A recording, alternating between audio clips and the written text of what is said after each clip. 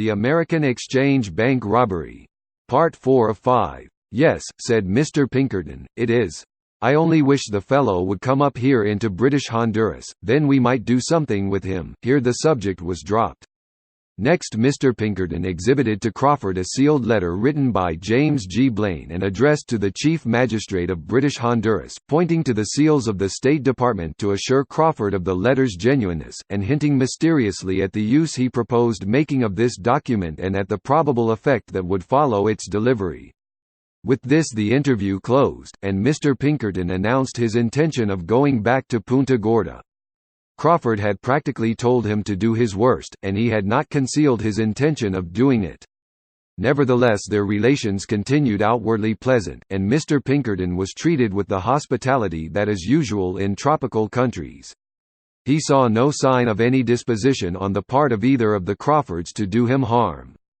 But he kept his revolvers always ready, and gave them no chance to catch him napping. Toward evening of the second day Crawford and his brother got the launch ready, and took Mr. Pinkerton down the river back to Punta Gorda, where they said goodbye. At parting Crawford made a brave show of treating the whole matter lightly. "I may see you in New York in a couple of months," he said to the detective as they shook hands. "If you see me in New York," said Mr. Pinkerton, "you will see yourself under arrest." On landing, Mr. Pinkerton proceeded, with all the obviousness possible, to call at the house of the British magistrate, which was so situated that Crawford from the launch could not fail to see him enter. This seems to have confirmed the impression he had been striving to create, that British Honduras, though in truth a perfect refuge for a criminal like Crawford, was none. Crawford, apparently thoroughly frightened, and thinking he had not an hour to lose, steamed back in all haste to his plantation, gathered together, as subsequently appeared, his money and other valuables, and then, under cover of night, dropped down the river again, put out to sea forthwith, and crossed the Bay of Honduras to Puerto Cortes, in Spanish Honduras, the country of all Central America in which Mr. Pinkerton preferred to have him. In short, Mr. Pinkerton's stratagem had worked perfectly. Mr. Pinkerton's reason for wishing to get Crawford into Spanish Honduras was not because the treaty arrangements were more favorable there than in British Honduras, but because the Pinkerton Agency enjoyed unusual personal relations with the Honduras government. Several years before, when President Bogram had in contemplation the Federation of Central American states under one government, he had applied to the Pinkerton Agency for reliable detectives for Secret Service work. In consequence of this the present head of the Honduras Secret Force was no other than a former Pinkerton employee who had been recommended by the New York office to the Honduras government, and upon whom Mr. Pinkerton knew he could rely absolutely. Another man equally disposed to favor him was Mr. Bert Cecil, a member of the cabinet, and at the head of the telegraph service, and thus in a position to render most valuable service in the apprehension of Crawford. As soon as Mr. Pinkerton learned of Crawford's flight, he hurried in pursuit, crossing the bay to Livingston, in Guatemala.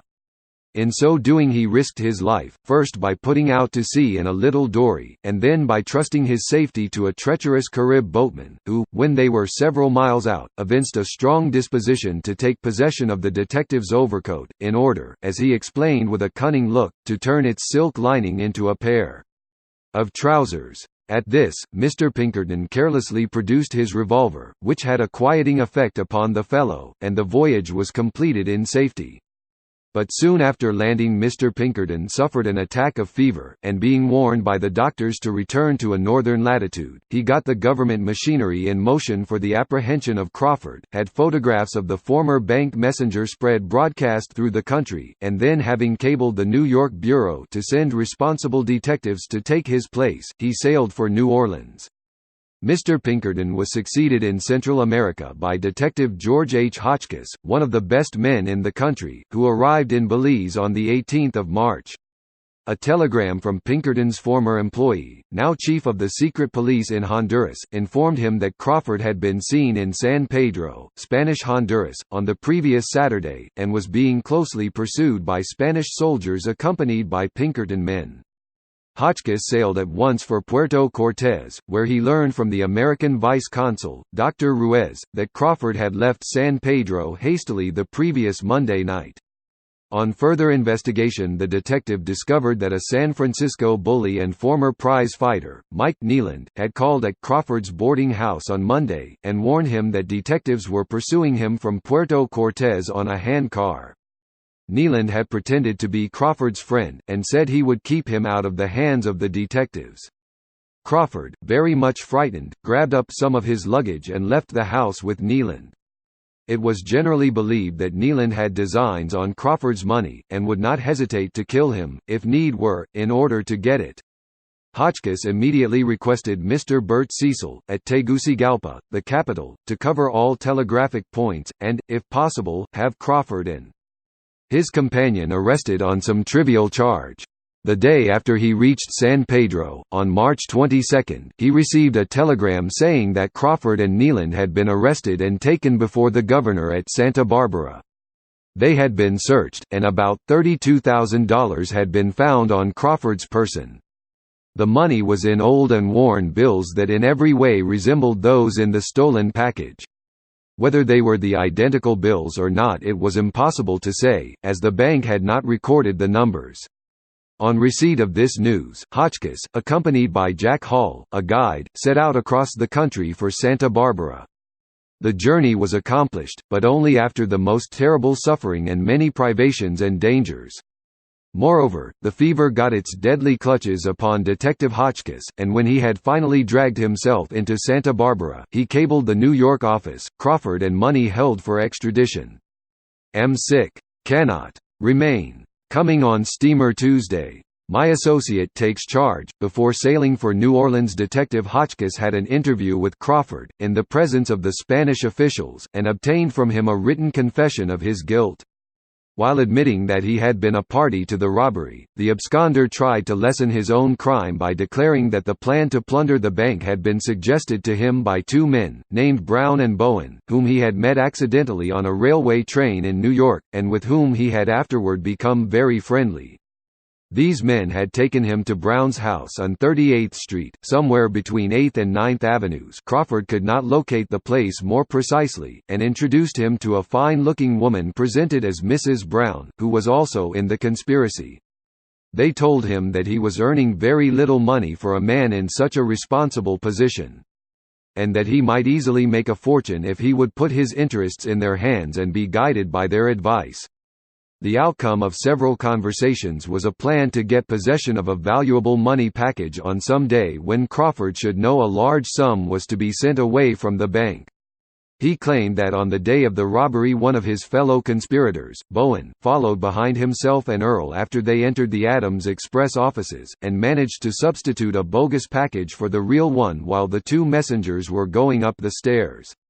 He did not make this attempt until he saw the bank detective McDougal turn back up Broadway. Crawford said that he managed it so as to precede Earl in going up the stairs, which gave Bowen, who was standing at the first turn, in the shadow, an opportunity to open the satchel and quickly make the substitution. Crawford declared that the conspirators gave him only $2,500 as his share of the booty, although promising him more. This sum he put in 2 envelopes and sent to his aunt, the one to whom he afterward entrusted the package supposed to contain gloves. Crawford stated further that Brown and Bowen, having been forced to flee the country, sent him word from Paris, some time later, in a letter written by Mrs. Brown, that the greater part of the stolen money had been buried in a flower bed in the southeast corner of a yard on West 38th Street, and asked him to dig it up and send it to them. A remarkable fact in this connection is that the yard referred to on West 38th Street belonged to the house of the friend and benefactor with whom Crawford was living at the time of the robbery. Crawford claimed to have carried out these instructions, and deposited the package of money taken from the flower bed in the safe deposit vaults in the Fifth Avenue Hotel building, where, as a matter of fact, he was known to have rented a box. He gave as his reason for not sending the money to Paris that he was in trouble himself, being under constant surveillance, and thought it best to keep the money secreted for the time. He admitted that he had carried this money with him to Honduras, and that it was the same found on his person by the detectives. By his description of Brown and Bowen, the former was a man about 25 years old, of slight build and light complexion, while the latter was 10 years older, 2 or 3 inches taller, with a sandy mustache and very fat hands. Mrs. Brown Crawford described as about 25 years old, a blonde, with regular features. He had no idea what had become of these people since he left America, having had no further communication with them. None of the alleged conspirators has ever been found, and they are believed to be purely mythical.